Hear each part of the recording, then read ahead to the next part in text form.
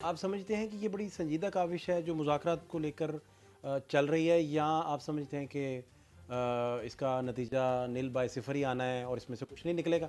Sir देखिए, पता नहीं ये संजीदा है या नहीं है, इसको आप छोड़ दें, लेकिन ऑप्शन इसके अलावा कोई नहीं है।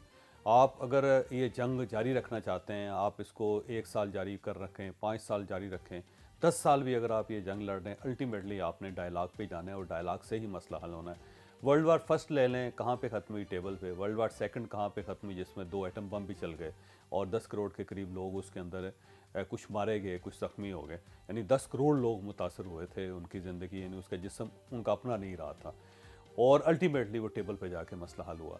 उन जंगों को देखें और पाकिस्तान के अंदर जो पॉलिटिकल वार है उसको देखें, तो ये बड़ी छोटी सी वार है। अल्टीमेटली इसका नतीजा यही होगा कि आपने टेबल पे बैठना है। अब अगर बैठ जाते हैं तो नुकसान किसी का नहीं है, लेकिन अगर ये 2-4 साल बाद बैठते हैं तो नुकसान बहुत ज़्यादा हो चुका होगा पाकिस्तान मुस्लिम लीग नून का भी, गवर्नमेंट का भी और साथ ही इमरान खान साहब का भी। क्योंकि अब देखें, ये जो जुमेरात थी, उसमें पहली मरतबा ऐसा हुआ 1.5 साल के अरसे में कि इमरान खान साहब से मुलाकात करने के लिए कोई नहीं गया। और ये बेसिकली एक मैनेजमेंट है सब कॉन्टिनेंट के अंदर। जब अंग्रेज़ आया था यहाँ पे, तो उसने जो ब्यूरोक्रेसी का सिस्टम रखा था वो सिर्फ एक फ़िक्रे पे था।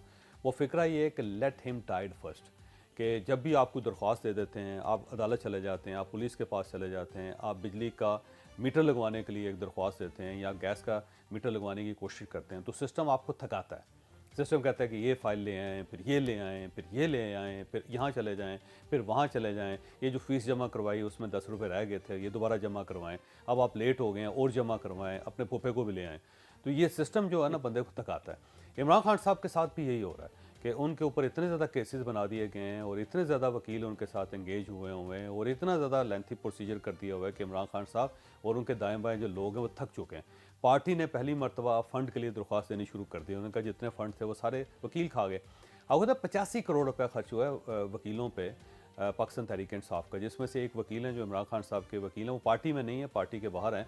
उन्होंने बनी गाला के अंदर अपना घर बनाना शुरू कर दिया। वो कहते हैं कि वो 26-27 करोड़ रुपए अब तक ले चुके हैं इमरान खान साहब से।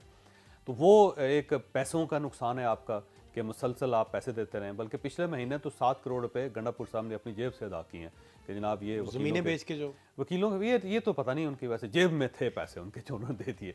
अब उसका ऑडिट होगा तो पता चलेगा ज़मीनें बेची उन्होंने या किसी और की ज़मीनें बका दी उन्होंने।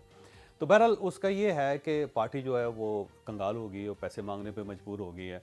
और फैमिली जो है वो हफ्ते में 2-2 बार लाहौर से आके थक चुकी है और फिर उसके बाद जेल के सामने बैठना पड़ता है। बड़ा एक लेंथी प्रोसीजर है।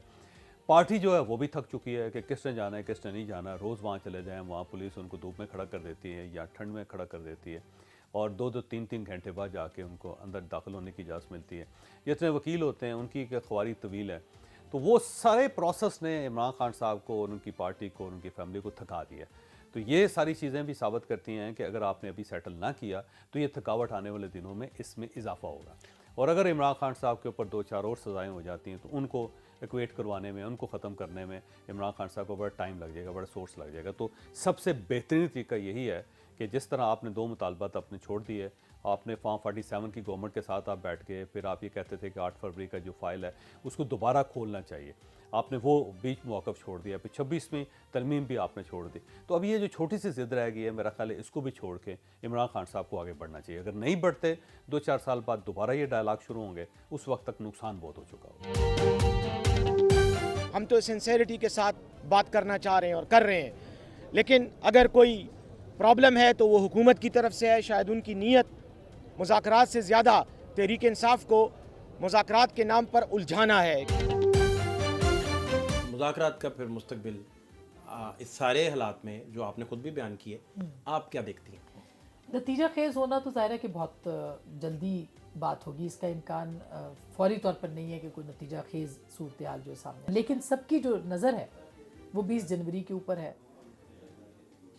कि 20 जनवरी के ऊपर हालात कैसे चलेंगे। 20 जनवरी के बाद ट्रंप इंतज़ामिया पाकिस्तान के बारे में क्या पॉलिसी बनाती है, कोई बनाती है या नहीं बनाती है। उस पॉलिसी में हमारी डोमेस्टिक पॉलिटिक्स कहाँ पे आती है, हमारी डोमेस्टिक पॉलिटिक्स के प्रेशर जो है वो कौन इस्तेमाल कर सकता है, कौन इस्तेमाल करना जानता है, क्या इंतशार बढ़ेगा, अफरा तफरी होगी, उसके लिए कौन किसका टूल बनेगा। ये बहुत सारे सवालात हैं और ये सारे सवालात 20 जनवरी के बाद इसके जवाब मिलेंगे। तो मेरा ख्याल है कि टाइम बाय हो रहा है। ट्रंप इंतज़ामिया के आने का इंतज़ार हुकूमत भी कर रही है और इमरान खान साहब भी कर रहे हैं। और इसीलिए ये मुज़ाकरात का हो रहा है। अगर कोई वहाँ से कोई प्रेशर आ गया तो खान साहब जो हैं वो उनको मुज़ाकरात की ज़रूरत नहीं रहेगी, और अगर ना आया तो फिर वो मुज़ाकरात के लिए तैयार हो जाएंगे। तो 20 जनवरी की जादुई तारीख़ है, उसके ऊपर नज़र रखनी चाहिए, उसके बाद यानी जो हालात बनते हैं।